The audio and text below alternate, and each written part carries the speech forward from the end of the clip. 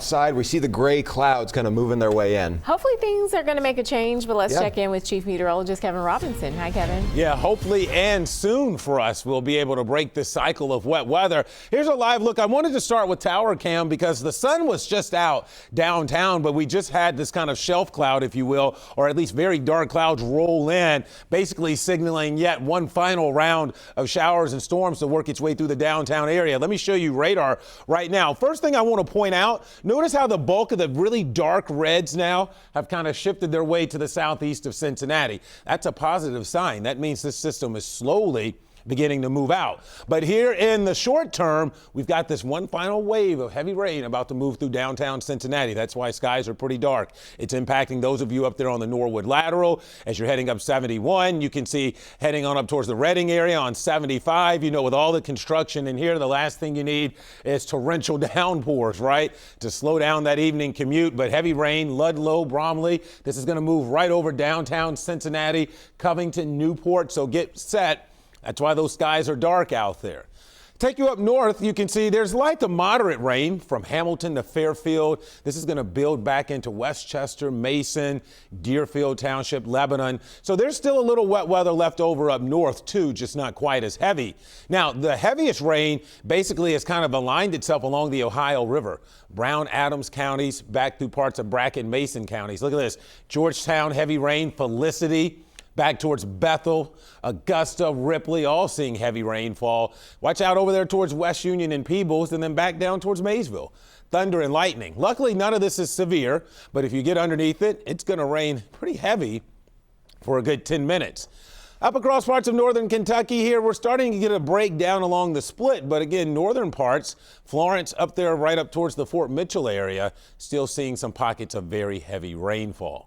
So the good news, as you look up where we had a flood warning in effect, the heavy rainfall has moved out of here. And the trend for the next couple of hours, I know we've still got plenty of action on the radar, is to actually slowly begin to see the rain decrease. Futurecast shows that. Here we are at 5:30. Good job with the current setup. Watch what happens mid-evening. By 8, 9 o'clock, especially north of the Ohio River, chances are the rain has ended for you. And then the rest of us will clear up overnight. The problem is there's a lot of moisture in the ground and in the air from all the rain as of late. So with clear skies and light winds tonight, we'll probably deal with some areas of patchy, dense fog.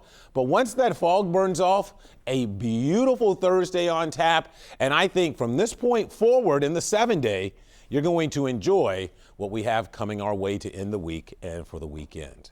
So rain at the airport, 72. Looks like rain has moved back in over downtown.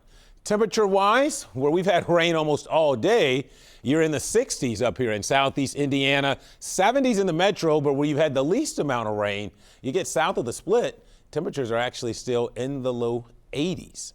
So here's your 12-hour forecast. There's your impact icons through 8 or 9. After that, quiet the rest of the night, skies clear up and fog settles in.